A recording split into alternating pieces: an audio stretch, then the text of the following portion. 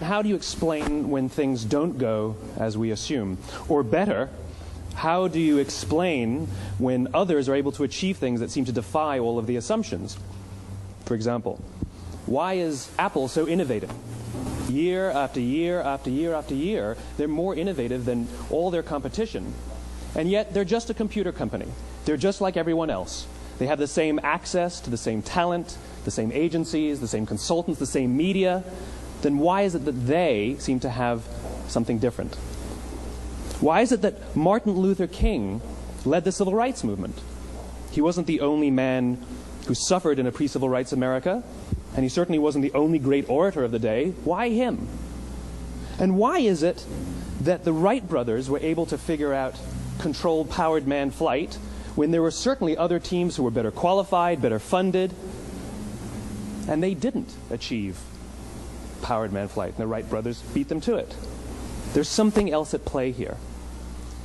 About 3.5 years ago, I made a discovery, and this discovery profoundly changed my view on how I thought the world worked, and it even profoundly changed the way in which I operate in it. As it turns out, there's a pattern. As it turns out, all the great and inspiring leaders and organizations in the world, whether it's Apple or Martin Luther King or the Wright brothers, they all think, act, and communicate the exact same way, and it's the complete opposite to everyone else. All I did was codify it. And it's probably the world's simplest idea. I call it the golden circle.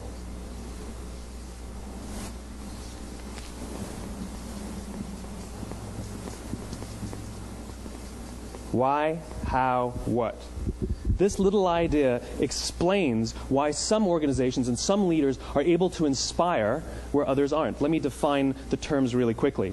Every single person, every single organization on the planet knows what they do, 100%. Some know how they do it, whether you call it your differentiating value proposition or your proprietary process or your USP. But very, very few people or organizations know why they do what they do. And by why, I don't mean to make a profit. That's a result. It's always a result. By why, I mean what's your purpose? What's your cause? What's your belief? Why does your organization exist? Why do you get out of bed in the morning? And why should anyone care? Well, as a result, the way we think, the way we act, the way we communicate is from the outside in. It's obvious. We go from the clearest thing to the fuzziest thing. But the inspired leaders and the inspired organizations, regardless of their size, regardless of their industry, all think, act, and communicate from the inside out. Let me give you an example. I use Apple because they're easy to understand and everybody gets it. If Apple were like everyone else, a marketing message from them might sound like this. We make great computers. They're beautifully designed, simple to use, and user-friendly. Want to buy one? Meh. And that's how most of us communicate. That's how most marketing is done, that's how most sales is done, and that's how most of us communicate interpersonally. We say what we do, we say how we're different or how we're better, and we expect some sort of behavior, a purchase, a vote, something like that. Here's our new law firm. We have the best lawyers with the biggest clients. We have, we always perform for our clients, do business with us. Here's our new car. It gets great gas mileage. It has, leather seats. Buy our car. But it's uninspiring. Here's how Apple actually communicates. Everything we do, we believe in challenging the status quo. We believe in thinking differently. The way we challenge the status quo is by making our products beautifully designed, simple to use, and user-friendly. We just happen to make great computers. Want to buy one? Totally different, right? You're ready to buy a computer from me.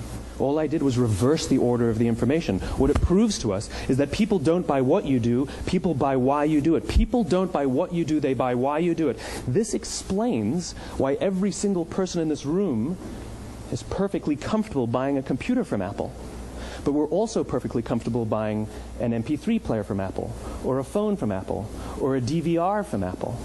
But as I said before, Apple's just a computer company. There's nothing that distinguishes them structurally from any of their competitors. Their competitors are all equally qualified to make all of these products. In fact, they tried. A few years ago, Gateway came out with flat-screen TVs.